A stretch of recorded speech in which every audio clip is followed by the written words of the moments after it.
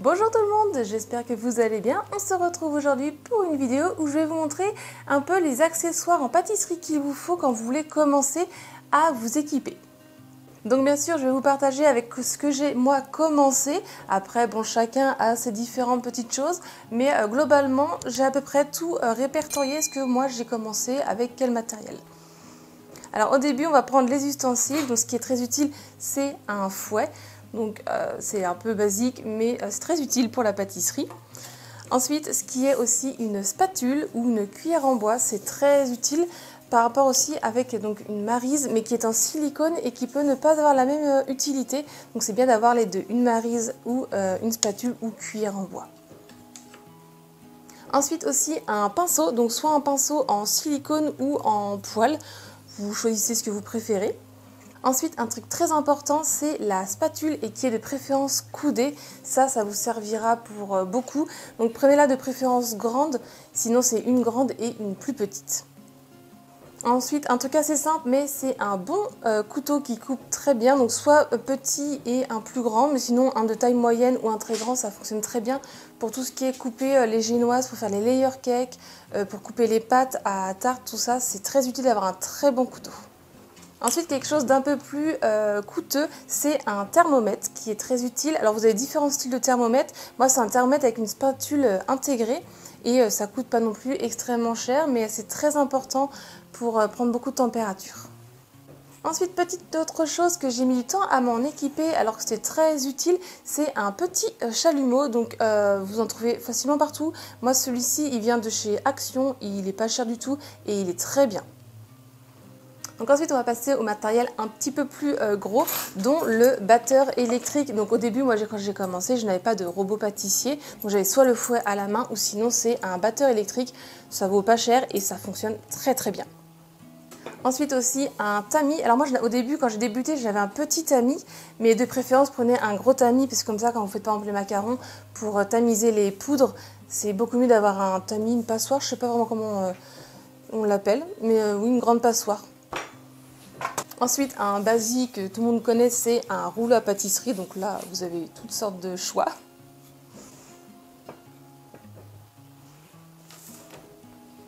Ensuite, un truc tout simple, c'est d'avoir des moules, forcément, mais de différentes tailles. Il vous en faut un assez grand et un peu plus petit. De préférence, qu'il soit en plastique ou en alu, ça pas vraiment, ça dépend. Pour une chantilly, je dirais de préférence en aluminium, mais après, vous avez un peu le choix dans ce que vous voulez. Mais de préférence avoir un assez grand et un autre un peu plus petit, c'est bien. Un peu plus côté technique, c'est d'avoir des poches à douille. Donc moi je trouve celles sur Amazon en lot de 100, je crois qu'elles sont. Elles sont même réutilisables, des fois je les lave et je peux les réutiliser. Elles sont hyper bien, elles ont un format vraiment correct et elles ne cassent pas, elles tiennent super bien. Avec ensuite, après bien évidemment, il y a les douilles. Donc les douilles, au début, souvent sur internet, vous allez trouver des kits avec 10-20 petites douilles, mais sauf qu'elles ont des petites, elles vont faire des petits dessins en fait sur vos gâteaux, c'est pas non plus génial. Moi ce que je vous conseille c'est d'en acheter une par de temps en temps en fait, c'est ce que j'ai fait, moi j'en ai acheté une par-ci, une par-là. Et donc ce que je vous conseille c'est d'acheter donc la douille assez large lisse. Et le plus important, je pense, c'est la douille qui est cannelée, étoilée en fait. C'est la plus utile. Donc moi là, j'en ai une large et j'en ai une un peu plus fine. Bon là, vu au loin que je suis de la caméra, vous n'allez pas voir, mais c'est des douilles assez petites et une un peu plus large. On va passer au moule à gâteau. Donc je vous conseillerais d'en avoir un à charnière pour pouvoir démouler facilement.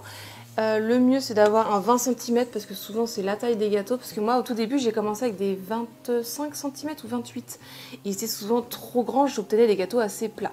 Le mieux c'est d'avoir un 25 cm.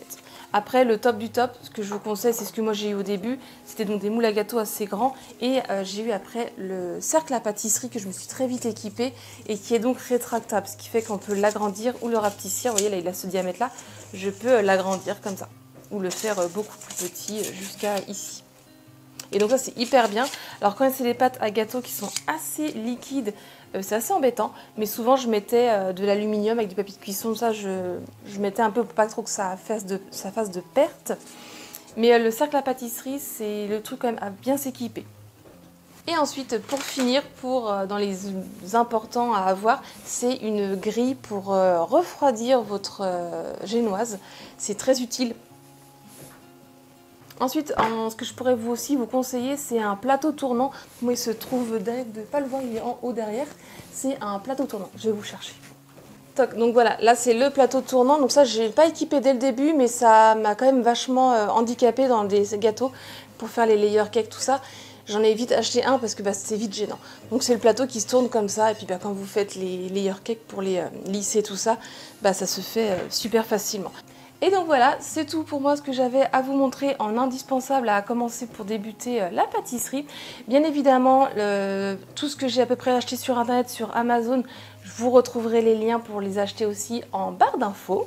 Si vous avez aimé cette vidéo, pensez à mettre un petit j'aime. Dites-moi en commentaire avec quoi vous avez débuté la pâtisserie. Et si ce n'est pas encore fait, pensez à vous abonner et activer la petite cloche pour la prochaine fois ne pas louper ma prochaine vidéo. Venez aussi me rejoindre sur mes réseaux sociaux, ils sont écrits dans la barre d'infos. Et moi je vous dis à très vite. Bye!